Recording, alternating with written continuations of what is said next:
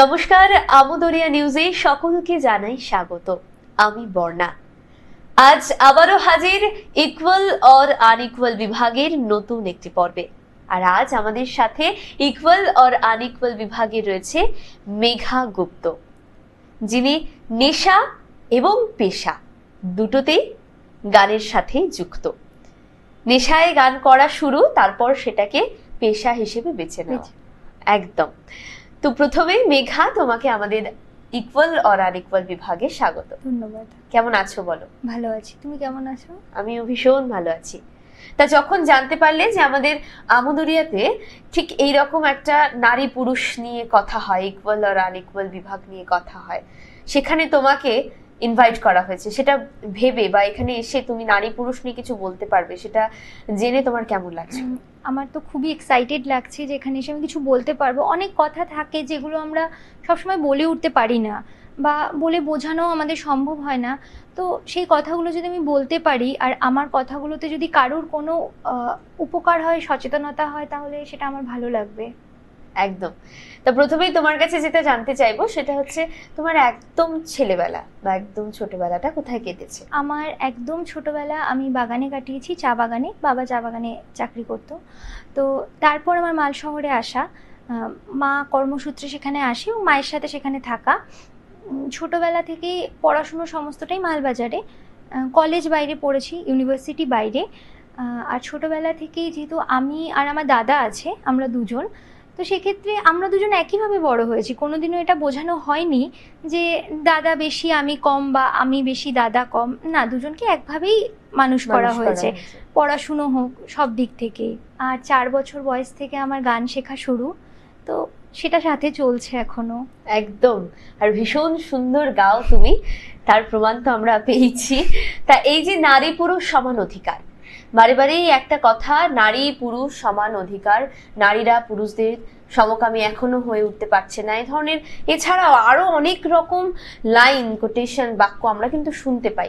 তো এই যে নারী পুরুষ সমান অধিকারের প্রশ্নটা কেন ওঠে বলে তোমার মনে হয়? কারণ আমার মনে হয় যে সোসাইটিতে আমরা আছি সেখানে এখন অবধি নারী আর পুরুষ সমান জায়গায় হয়তো যায়নি। কোনো ক্ষেত্রে গিয়েছে, বেশিরভাগ ক্ষেত্রেই যায়নি।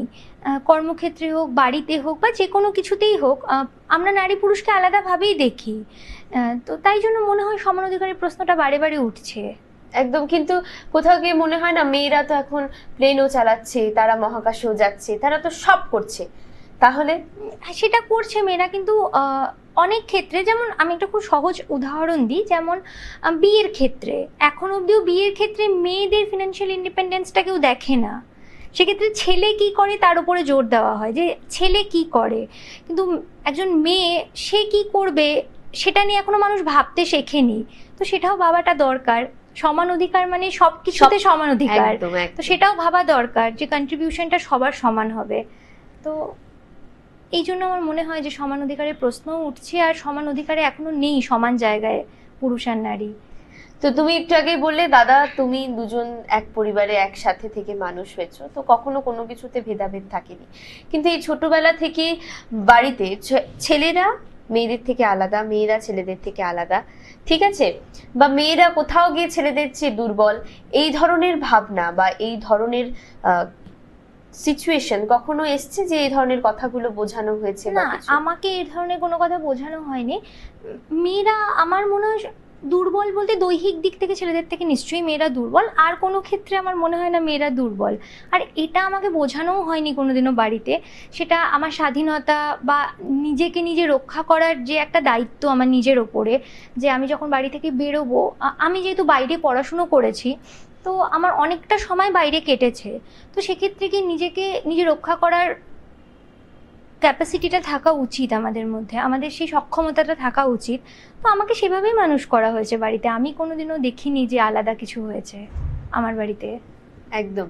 কিন্তু এখনো কিন্তু প্রচুর অনেক পরিবারে এখনো কিন্তু এই ব্যাপারগুলো হয়ে আসছে, রয়ে গিয়েছে। হ্যাঁ, তো তাদের উদ্দেশ্যে কি বলবে? এটাই বলবো যে ছেলে মেয়ে একদম এক হয়ে যাবে সেটা আমি কোনো সময় বলছি না, কোথাও গিয়ে তো আলাদা হবেই, কারণ তাদের সৃষ্টিটাই আলাদা। ছেলেরা আলাদাভাবে সৃষ্টি হওয়া আর মেয়েরা আলাদাভাবে, কিন্তু তবুও এই সমস্ত ছোট ছোট জিনিসে এখন আমাদের মানসিকতাটা পরিবর্তন করা উচিত আর দরকারও।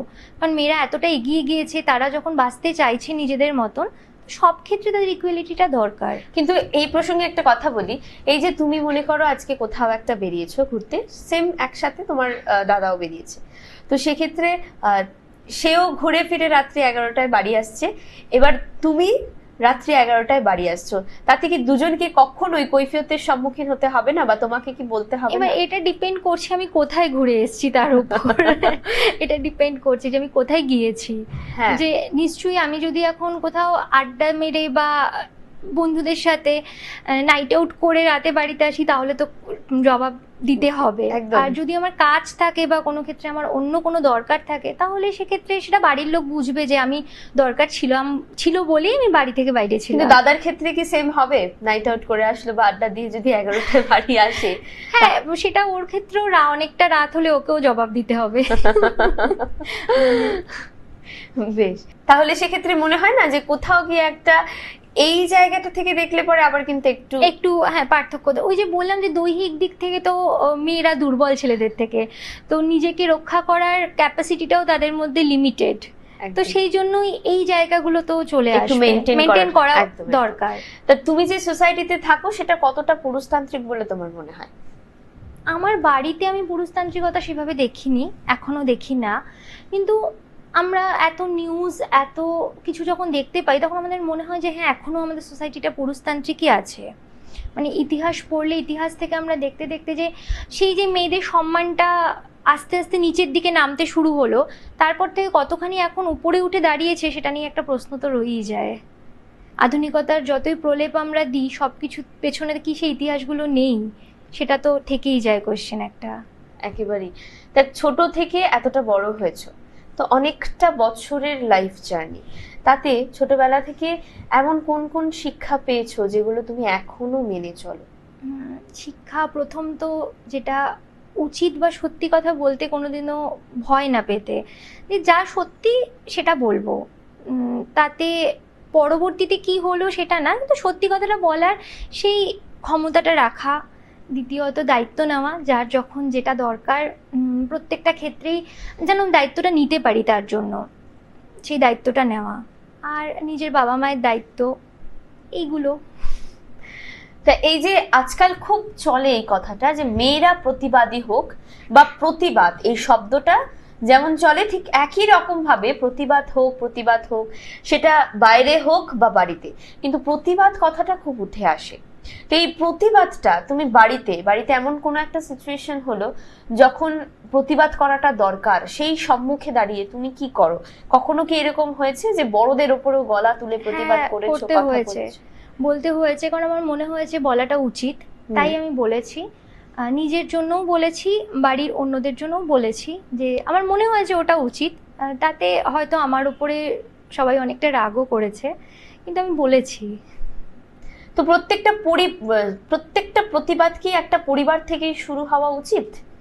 আমার মনে হয় যে প্রতিবাদ তো শুধু প্রতিবাদ কথায়ও হতে পারে, আমি কথা দিয়েও প্রতিবাদ করতে পারি। যেমন লেখক কলমে প্রতিবাদ করে, সে তেমনি আমি কথাতেও প্রতিবাদ করতে পারি। তাই আমার মনে হয় প্রতিবাদ বাড়ি থেকেই শুরু করা উচিত।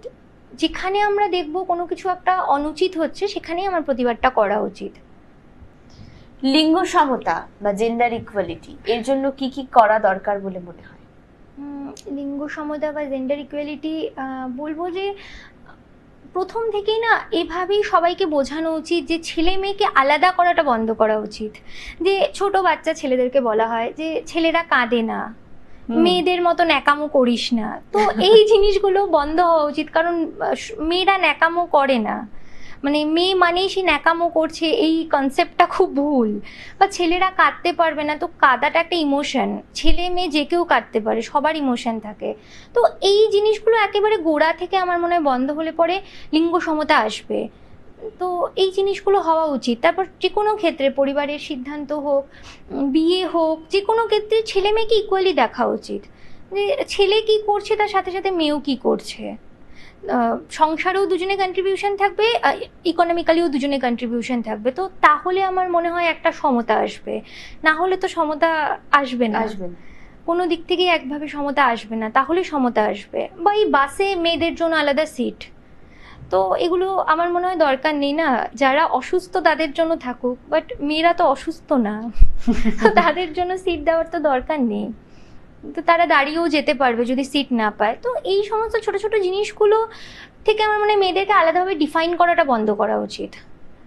একভাবে দেখো, ছেলেও যা মেয়েও তাই, কাউকে বেশি প্রায়োরিটিও দিতে হবে না, কাউকে কমও দিতে হবে না। তো আমার মনে হয় তাহলে সমতাটা আসবে, সোসাইটির এই জিনিসগুলো যদি বন্ধ হয়। একদম। তো সারাদিন কি কি করা হয়? সারাদিন গান তো আমার সাথে আছেই, তাছাড়া আমি কিছু ক্রাফটের কাজ করি, হ্যান্ডমেড কিছু জিনিসের, তাছাড়া বই পড়ি, এভাবেই কেটে যায় সারাদিন। একদম। আর হবি কি? হবি বলতে ওই হাতের কাজ, আমি ক্রাফটের যে কাজগুলো করি ওগুলোই আমার হবি। একদম। ভবিষ্যতে কি করার ইচ্ছে রয়েছে? ভবিষ্যতে গান নিয়ে কিছু করার ইচ্ছে আছে, জানি না কতদূর করতে পারবো, কিন্তু চেষ্টা করব। একটু আগেই বলছিলে একদম শুরুতে কলেজ ইউনিভার্সিটি বাইরে, কোথায় পড়াশোনা করছো? আমার কলেজ জলপাইগুড়িতে, এসি কলেজ, ইউনিভার্সিটি তো নর্থ বেঙ্গল, আর বিএড করেছি আমি দিল্লি থেকে। বাহ। তা কোন সাবজেক্টের উপর? বাংলা। বাহ, ভীষণ ভালো। ভীষণ ভালো লাগলো মেঘা তোমার সাথে আজ কথা বলে, আড্ডা দিতে পেরে। আজ আমরা এখানেই শেষ করব। সবাই খুব ভালো থাকবেন, সুস্থ থাকবেন। পরবর্তীতে আবারও আমরা তোমাকে আমাদের স্টুডিওতে পাবো, এটা আশা রাখছি। আজ যে কথাগুলো না বলা থেকে গেল সেগুলো আবার বলবো, এটাও কিন্তু আমরা আশা রাখছি তোমার থেকে। একদম। আজ তবে শেষ করছি। সবাই খুব ভালো থাকবেন, সুস্থ থাকবেন এবং অবশ্যই চোখ রাখতে হবে আমোদরিয়া নিউজের ইকুয়াল অর আনইকুয়াল বিভাগে। ধন্যবাদ।